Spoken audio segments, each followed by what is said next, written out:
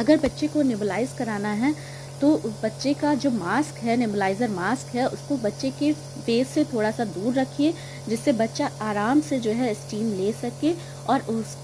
उसके कंफर्ट में कोई कमी ना होने पाए। क्योंकि बच्चा अगर बहुत ज़्यादा आप मास्क को पास में ले जाएँगे तो क्या होगा कि वो बच्चा